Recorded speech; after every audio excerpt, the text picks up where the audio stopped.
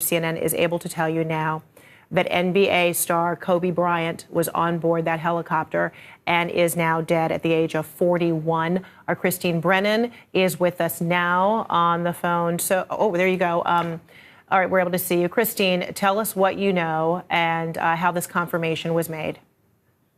Fred, this is tragic and terrible news. And as people are hearing this news, now confirmed by CNN and other news organizations, it is hitting them as just one of the most unthinkable things you could have here. CNN has confirmed this news. Kobe Bryant, 41 years old, had retired just a few years ago from the NBA after a stellar career, one of the greatest ever, Hall of Fame. He played only his entire career with one team, the Lakers, and in many ways he was the Los Angeles Lakers. So when you think of Kobe Bryant, it's sports, but it's more than sports. He was a part of our culture, Olympic teams, Hollywood. The father of 4 daughters. So recently he has been seen at women's sporting events, supporting the U.S. women's soccer team, WNBA games with his girls, and all about the empowerment of young women as well. Controversy, of course, allegations of sexual assault many years ago, but he overcame that and has become such a cultural icon and such, not just about sports, but about our culture and a huge piece of Americana. And so that's why this news is absolutely tragic, stunning, and a shocker. I'm sure that as people are listening in and finding out about this, they are as shocked as I was when I heard the news. It's truly awful.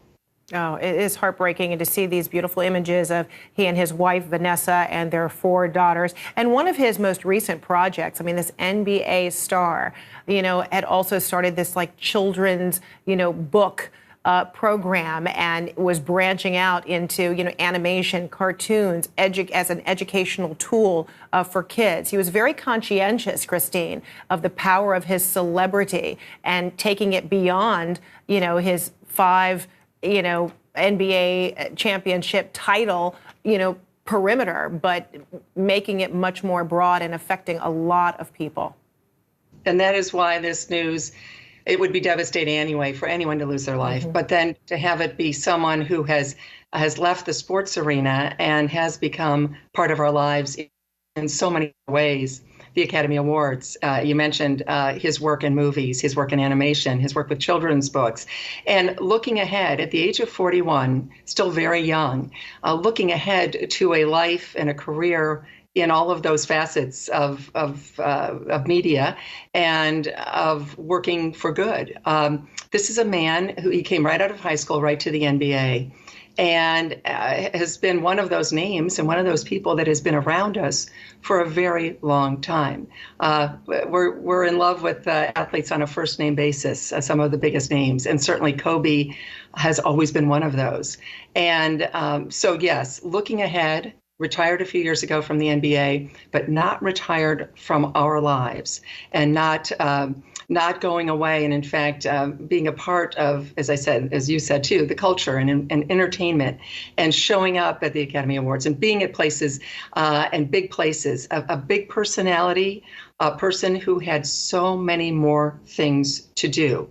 And I think if he had just been a basketball player and just been a great basketball player, that by itself would have made this news, of course, as stunning and as tragic as it is right now.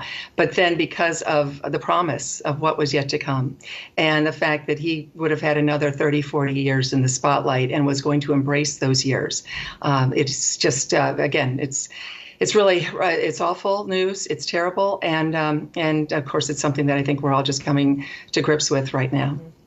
Christine, I just watched a documentary last week that involved him and helped you remember what that retirement, that moment was like for him when he walked into the Staples Center and talked about how, appreciative he was of Los Angeles and the Lakers of allowing him to grow up, of teaching him, to be a more giving player, what it was to become a team player. I mean, remarkable that audiences, were just reminded of that yesterday. Talk to me about your memories about how we watched him grow up with this huge responsibility of being a professional athlete and being a rising star, and how he grew and learned about the responsibility, of being a high-profile athlete.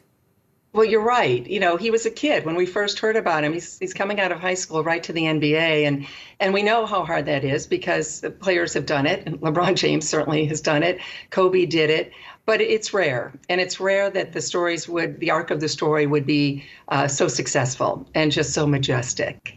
And Kobe did learn. He talked about the mistakes he made. He was a kid. He goes from high school right to the LA Lakers, and a spotlight that New York, LA, maybe Chicago, there's so few places that spotlight burns so brightly. And Kobe embraced it and went right into that.